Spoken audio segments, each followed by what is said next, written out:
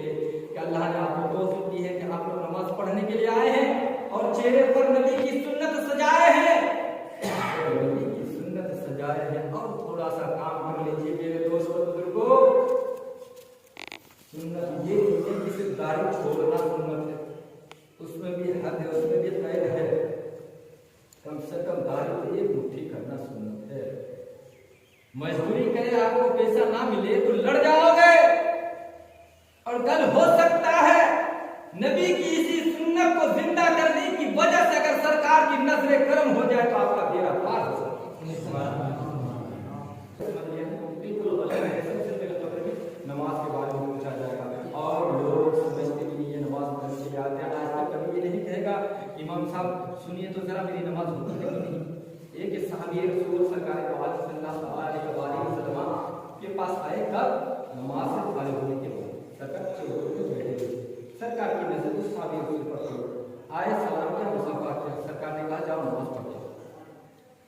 फिर गए नमाज पढ़ने के लिए, फिर आए, फिर नमाज पढ़ने के लिए गए, फिर गए, यानी 3 मरतबा नमाज पढ़ के आए। उसके बाद अर्ज करने लगे या रसूल सल्लल्लाहु अलैहि वसल्लम मुझ तक जहाँ तक हो सके मैंने पढ़ी, इससे बेहतर मैं नहीं जानता। या रसूल सल्लल्लाहु अलैहि वसल्लम आखिर मामला क्या, माजरा क्या, आप ही बता दीजिए।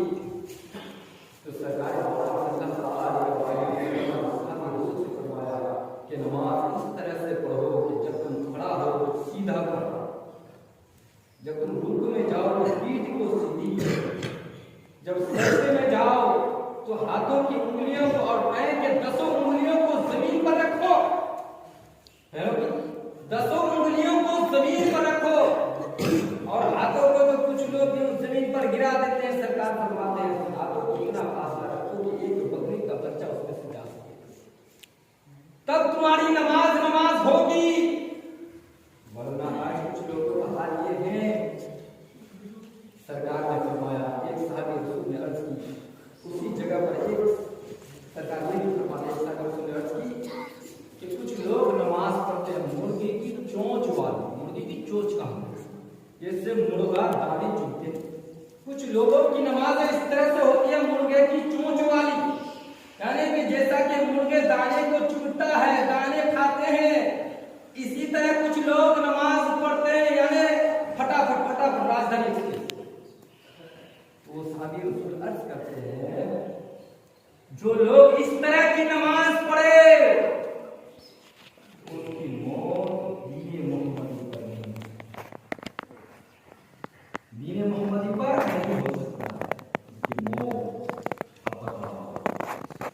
अच्छा, एक और मसला है, सब जरूरी है सीखना। मस्जिद में भी कुछ आदाब होते हैं, मस्जिद के भी कुछ आदाब होते हैं। लोग आपने सरकार फरमाया एक वक्त ऐसा आएगा कि लोग दुनिया भर की बातें मस्जिद में करेंगे, राजनीति की बातें भी मस्जिद में होंगी। तो सरकार सल्लल्लाहु अलैहि वसल्लम दुनिया भर की बातें मस्जिद में करे, जो दुनियावी बातें मस्जिद में करे, 40 साल की वो नेक आमाल उसकी बढ़ती। कितने साल? अल्लाह, 40 साल की नेक वो आमाल उसकी बर्बाद हो जाएगी। मेरे दोस्तों हम किस ख्याल में रुके हुए? जहन्नम में एक वादी है, उसका नाम है लमलम। जहन्नम में एक वादी, उसका नाम है लमलम। अच्छा, उस वादी में क्या रहता है? जानवर। कौन सा जानवर? सांप। वो मोटे कितने होंगे? ऊंट की गर्दन की तरह, ऊंट की गर्दन की तरह। और लंबा कितना होगा? 1 माह की मसाफात के बराबर। 1 महीना 30 दिन हो जाए, 24 घंटा रातें दिया, आप जोड़ो तो इस वक्त कितना लंबा होगा।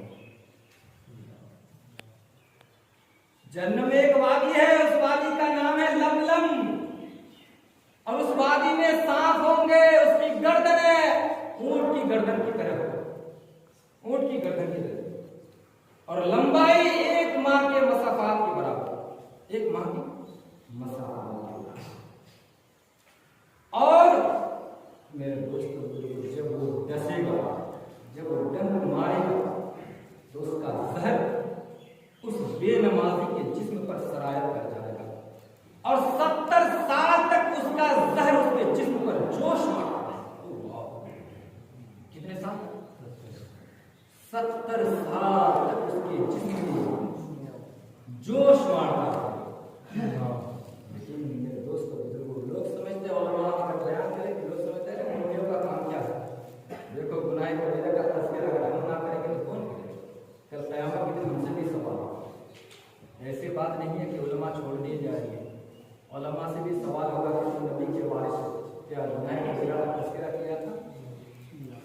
तो हमने तज़किरा कर दिया, आप लोगों ने तौबा नहीं, तो कल हमारी पकड़ नहीं होगी, आप लोगों की पकड़, क्योंकि हम जिस जिम्मे से निकल गए हमने बयान कर दिया ताकि आप लोग नमाज पढ़ें, खुदा का और भी बता रहे। ऐसी बात नहीं कि दुनिया में रह जाएगा खाना। एक और वादी है जन्म, उसका नाम है जबुल हुज़्न। क्या है? जबुल हुज़्न। जन्म में एक वादी है जिसका नाम है जबुल हुज़्न। उसमें क्या रहते हैं? काले खच्चर की शक्ल में बिच्छू है, बिच्छू, काले खच्चर की शक्ल में बिच्छू होगा। खच्चर कितना बड़ा है? इतना बड़ा बड़ा बिच्छू, खच्चर के बड़ा, काले रंग, काले खच्चर के बराबर बिच्छू होंगे। और हर बिच्छू के साथ में 70 डंक होंगे, और हर डंक में एक एक जहर की थैली होगी, एक एक जहर की थैली होगी। और जब वो बेनमाजी को डंक मारेगा तो 1000 साल तक उसकी गर्मी उसके जिस्म पर चलती रहेगी। उस जहर की गर्मी 1000 साल तक उसके जिस्म में फैलती रहेगी। मेरे दोस्तों बिल्कुल हम ख्याल में डूबे हुए हैं, इसीलिए कह रहा हूँ नमाज बचाओ अपने आप को। या अय्युहल्लज़ीना आमनू अनफुसकुम व अहलीकुम नारन। बचाओ अपने आप को उस आग से, बचाओ अपने आप को उस आग से जिसका ईंधन आग में रखा हो। इसलिए कहा बचाओ अपने आप को, अपने घर वालों को, अपने औलाद को उस आग से